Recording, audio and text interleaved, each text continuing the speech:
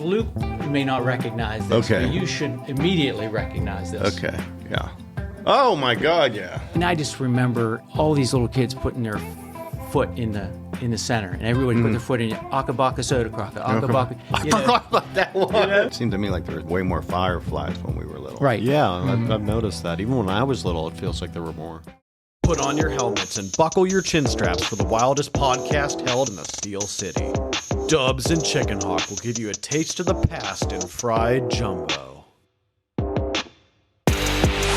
Hey, welcome, folks. Welcome to episode number 24 of our Fried Jumbo series that we have here running. As you notice to my right, Chickenhawk got a lot better looking over the last couple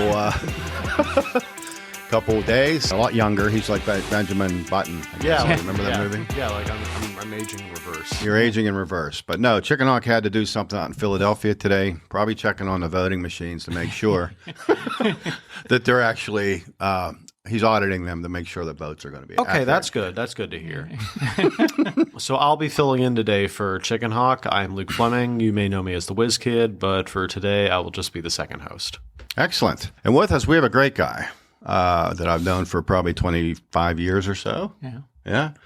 His name is Andrew Capets, a legend in the Trafford community, a legend State Farm agent in the Monroeville community. I think he took over for your father, who had been there for quite a while. 40 years. 40 years. So how long you been over there at doing that? It's coming up on 25 years now. 25. So that's 65 years at Capets sold insurance out of Monroeville. All right. That's Unbelievable. fantastic. It is Yeah. unbelievable. Yeah, you think about that. State Farm's only probably 102. And his brother got him into it. Oh, really? Yeah. So he had two brothers that were in State Farm even before my dad. So How many years before you think? he's starting to think of my one uncle in the mid 50s, and he was in Okay. Pitcairn at an office, had an office down in my dad joked as it was the financial district of Pitcairn, Oh, wow. and it was the State Farm office across from the Mellon Bank, Melon Bank. off Broadway. Off Broadway, yeah. There was a little tavern down there in Pitcairn when I was little. I don't know if you remember it, but my parents used to go there for pizza. I forget the name of Oh, it. But it's the famous pizza was And had peanuts? Friendly's Inn. yes. It's still talked about today because it was the best pizza I've ever had in my life. Yeah. They used to let you have peanuts and throw the shells on the That's floor. exactly right. Yeah. That's what I liked about it. Yeah. But Andrew, he grew up in Trafford. We'll probably start most of our stuff with, when you were younger and then work your way up to that. But I'm thinking if your dad's brother started maybe 5 years before him, that's 70 years of State Farm. Company's only been around 102. Yeah. Think about that. Yeah. So someone named Capets has been selling insurance for 3/4 of the time Oh, wow. State Farm's been in existence. That's pretty neat. Yeah. It is. It's a part of our, I guess, heritage, and I appreciate the history of State Farm and Yeah. and seeing how it has evolved over the years. So I collect a little bit of history of State Farm too, at least locally and from my family. Yeah, and then you're pretty into history locally too, within your Trafford community and within the veteran community. So we'll talk about that a little bit later Right. too. So Yeah, sounds good. that's fantastic. So hey, as normal, we start every one of these shows with the one basic question. Have you ever eaten fried jumbo? And do you like it or don't like it? I have to say I probably have not. Have not had it. And surprisingly, you would think somewhere along the line, maybe I did, but I think back to the early days when my mom was a great cook, Okay. without a doubt. So you've got, I've heard a few of your episodes where you're talking about certain foods, and one of the staples, at least for us, was the Isley's chipped ham. Oh yeah. Oh, yeah. But my mom was really a fabulous baker and a cook, and she would make homemade buns. And one of my favorites was the Isley's chipped ham Yeah. and barbecues. The ham hind. barbecue thing. Yeah. It's either one or the other when you were growing up around our area. It was ham barbecue from Isley's chipped ham or chip chopped ham or whatever they called that, right? Or Isley's jumbo. Yeah. And So that for certain was kind of a staple. And I brought a kind of a prop Did you? There's something that goes with, the theme that you guys talk about, and I just came across it, and I thought, I'll have to share this with you. Yeah, bring it. I'm not sure if Luke may not recognize this, Okay. but you should immediately recognize this. Okay. Yeah. Oh my God! Yeah, that's the It's a that's the shoebox. the cheese that we ate from the. This is government cheese? Government cheese. It's not probably anything in there Nothing. yet, but this box is what held Government cheese, cheese. and this is what everybody was trying to obtain, right? Right. Back when we were kids. And the reason I still have that is Why do you have that? my grandmother lived in Trafford, right across from the supermarket, Right. and she would get this. She when she was done, and oftentimes she would get it from my mom. Yeah. I'm one of 6. Okay. So food went pretty quick in our household. Of course, yeah. But it's a time period in my life where I was collecting baseball cards. Yes. And these things Were perfect. held perfectly for baseball cards. And so over the years, I would collect these, and I still have boxes in my house. I thought my kids one day might be interested in collecting your trading cards or whatever. Yeah. Okay. And they did a little bit, but not. I think they wanted their own.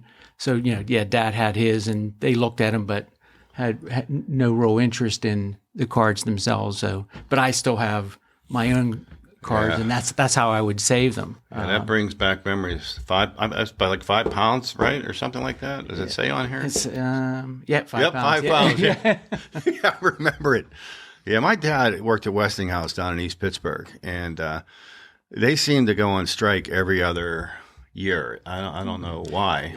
Yeah, there were certain times. Even I have some articles from around Trafford, and when they would go on strike, and there was even going back into the 20s. They tried not to, because Westinghouse, quite honestly, they treated their workers very well. Yeah, they really did, and that's kind of.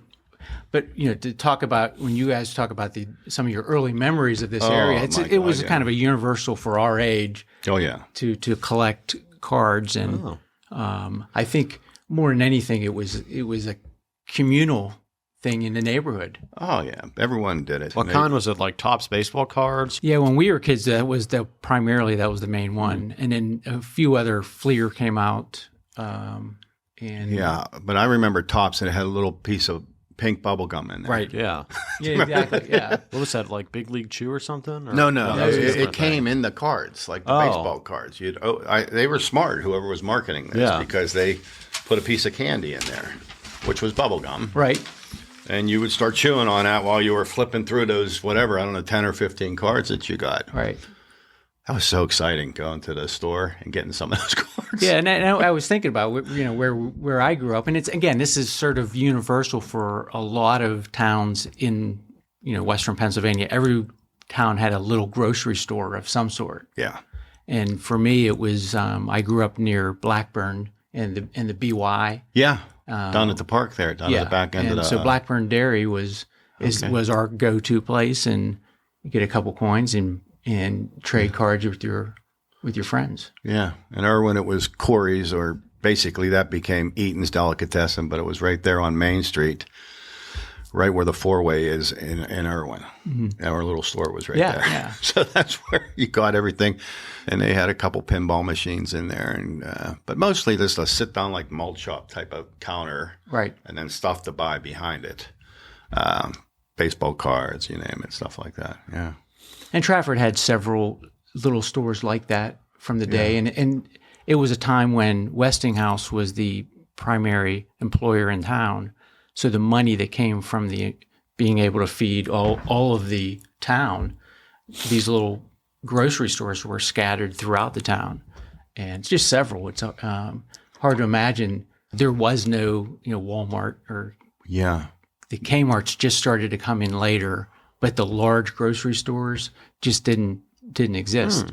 And little towns had these little, if you think about these little grocery stores or little markets that you could just walk down the block and get what you need. Oh, yeah. Your mom would send you down there for whatever she might need for dinner or something like that. Or, it was more every couple of days shopping as opposed to waiting for a giant order or something like they do now at the Giant Eagles and stuff. So you said you had, I didn't know you had 5 other siblings. You said 5 other siblings. There were 6 of you growing up, huh? Yeah. Older brother and older sister, and then 3 younger sisters. Okay, so you're sort of right in the middle there. So how much difference in age was your oldest brother down to your youngest family or sibling? My older brother, he was leaving high school. He graduated high school 81. Okay. So 4-year difference for us. Yeah, 81, and then your my youngest sister. probably, boy, I can't think of. She was born in 75. 75. Yeah. So she 85, 88, maybe not 89, 90. So so a good range. So you're all pretty close in age then, yeah. Yeah. Yeah. So what did you all do down in Trafford when you were growing up? Your earliest memory, say, of doing your playtime or going out or doing something with your family or friends? I guess in Trafford, at least the neighborhood I grew up, they built the plan. The street was called Bella Woods, and it's off of 130, and it was built in the 60s.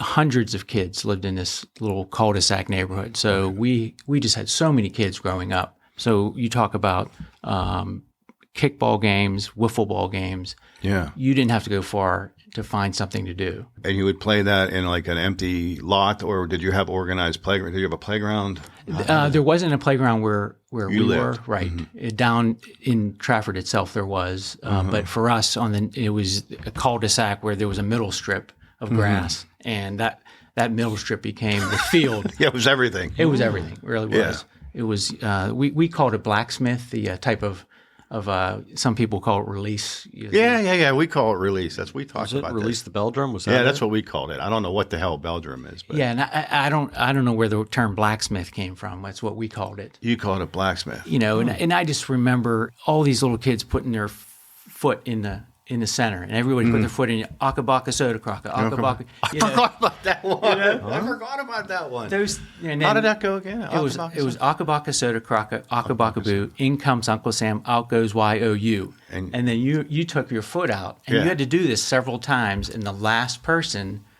to have their foot in was it. And everybody else would be out.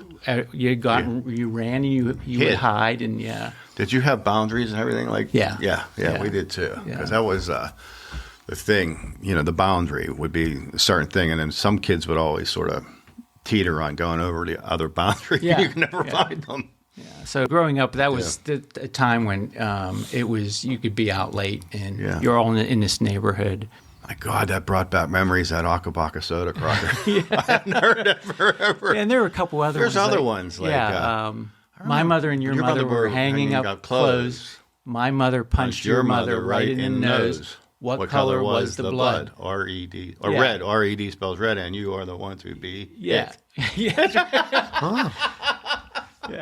So these are memories. Not too useful today. No, I don't think. Yeah, maybe it would be for who's going to be last on a video game or something. But we had that. We had that on the playground when I was a kid. You had my mother and your mother? No, it went differently. It was like bubble gum in a dish. How many pieces do you wish? And then someone picks a number, they count it off, and that one person gets picked depending on the number.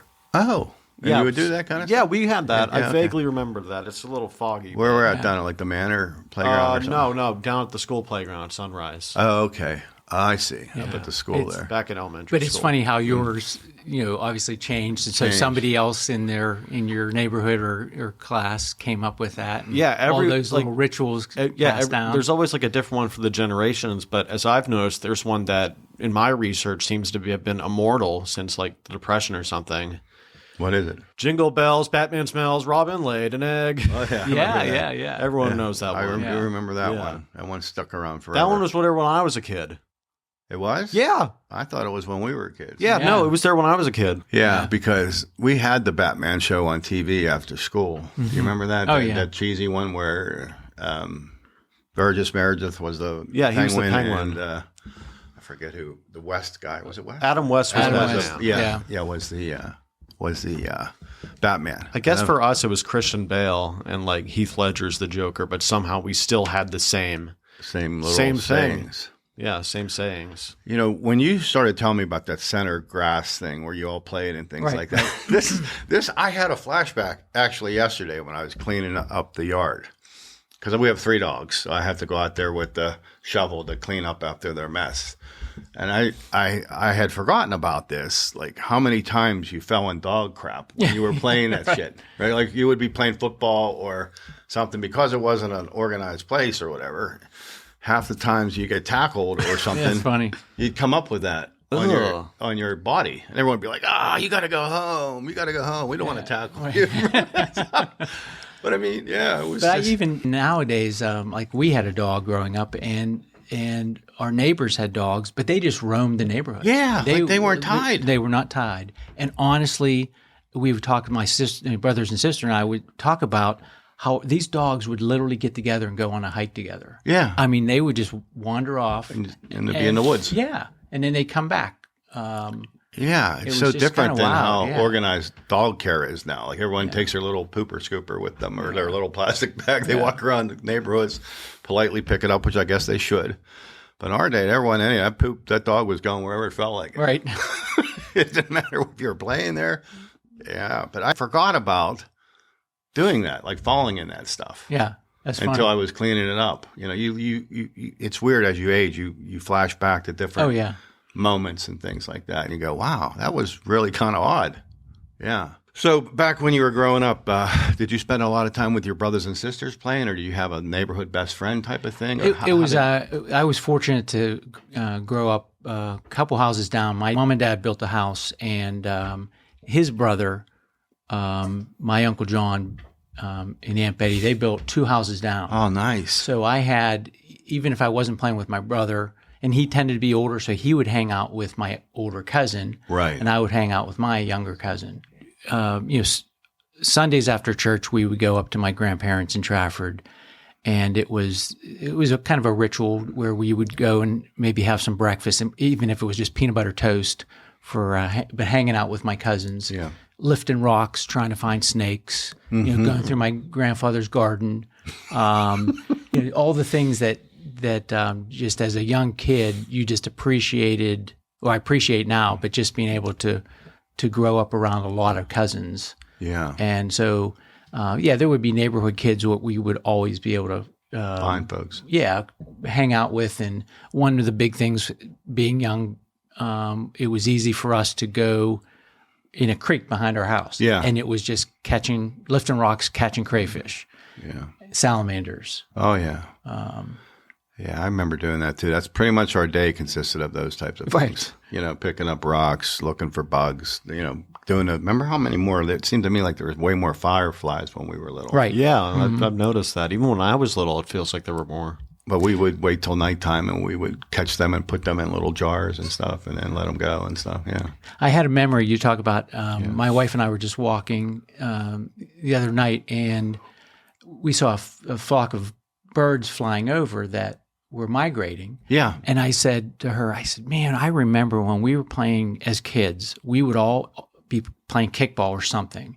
And we would just stop and watch thousands and thousands of birds migrating. Yes. I mean, and we would just all right, when is this going to stop? Yeah, well, the sky would go dark. Yeah, it was just so many. And, you just don't see that anymore. No, not at all. No wonder why that. Because maybe they're not going south. Well, I heard something, and I heard a podcast or it was a report on NPR, but they were talking about that subject. And, and I can't remember. I have to look it up. But I always thought to myself, what happened to all those, those thousands and thousands of birds? And I don't know if it's the pesticides that or whatever it is. Something changed it. Yeah, something definitely changed. But do you remember that? I do remember it. I remember the sky, like the sky would go dark, and it would be mostly like blackbirds. Yeah. Yeah. Flocks and flocks and flocks, like and we would be in amazement. We just wait and say, all right, when's the last one coming? Yeah. And then you would think, all right, there's a straggler, and all of a sudden over the hill, here comes more. It was really, to me, pretty fascinating. Yeah, we used to hunt the Medics Farm over there, like September, October, dove hunting. Like we were young, but we had shotguns and stuff, and someone would have a car and get us over to their cornfield, and Mr. Medic, you know where Medic is over here? It's right by Shaft and Ballfield, that big farm. Okay. It's one of the only farms still left around standing. Okay. It still has corn standing and stuff. You see it on the Irwin Turnpike on the right if you're going from Irwin to Monroeville. Okay.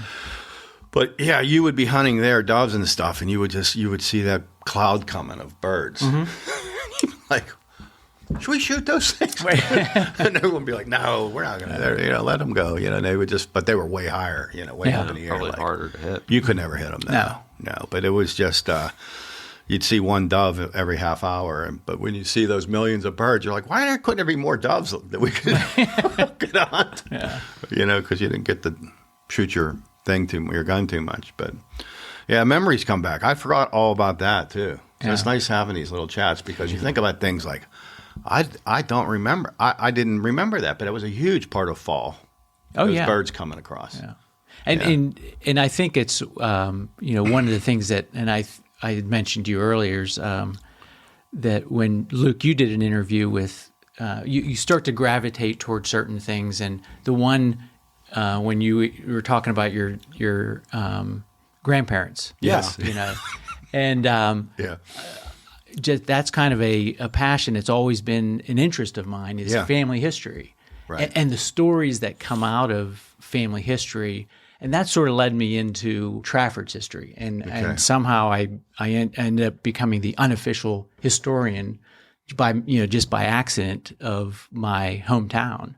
But it started with memories of wanting to hear stories about my family. Yeah, And you talked about story of what I know now to be like a Black Hand murders, and then the situation that you talked about your grandfather when he got nailed to the table. Yeah. I mean, very traumatic.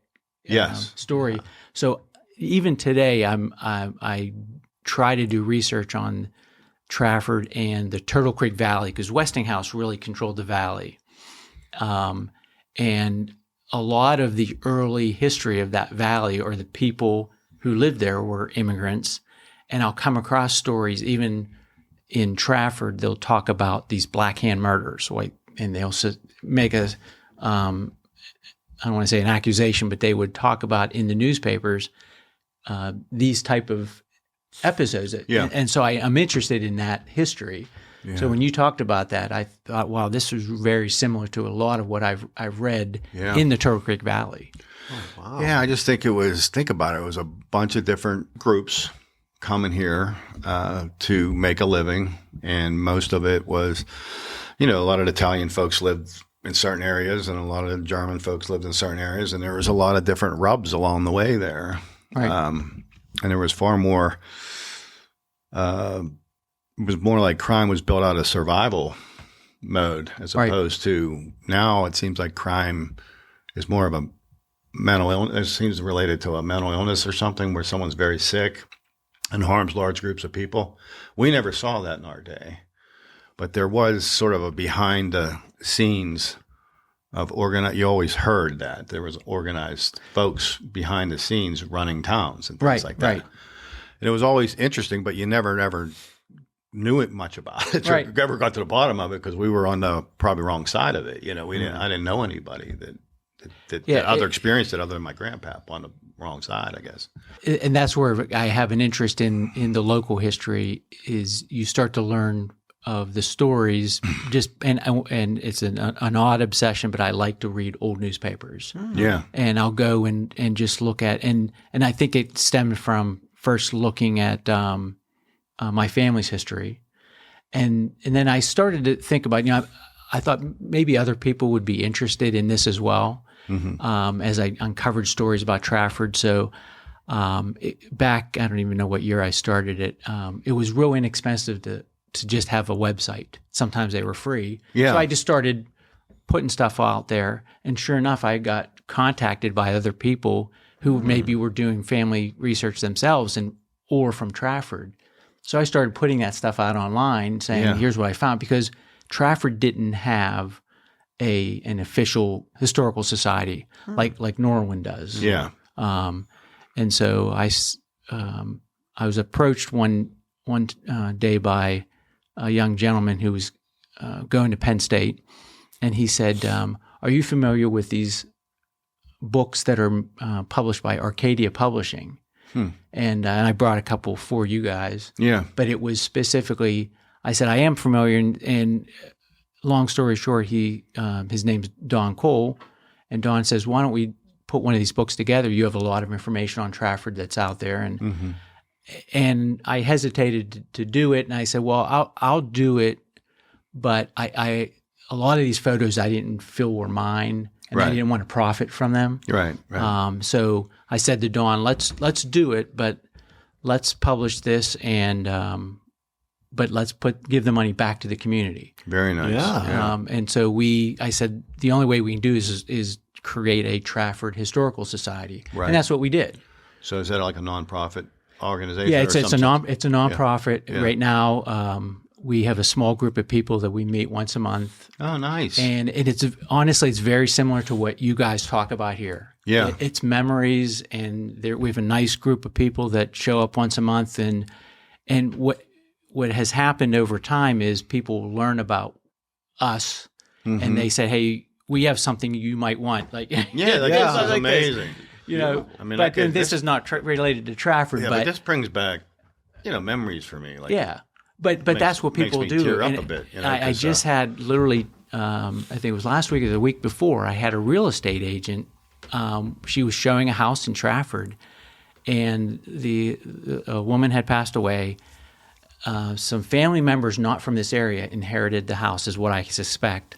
They had no interest in anything in the house, and this real estate agent saw this contractor just chucking things into the dumpster, and she kind of felt like, hey, yeah. Yeah, and thank goodness, and I'm not going to mention names because, but there were photographs and just memorabilia that she thought, somebody would like us. And she called me and she said, do you want to take a look at this? And I said, absolutely. And this is the second time this has happened where, again, people who don't have an interest in maybe a family or the local history, it's of no interest to them, so they toss it. And we're really, in my opinion, here to try to save that history. Yes. And so some of the things she just gave me last week I had never seen before. So it kind of tells a story of our town that maybe other people knew about it, and it's maybe not new to them, but it's certainly new to me. Yeah. And so it's fun to uncover those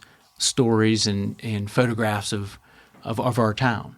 Next time on Fried Jumbo. Prior to that, a lot of it was these small Italian groups, at least in Trafford, the Italian club, Slovak club, Polish club.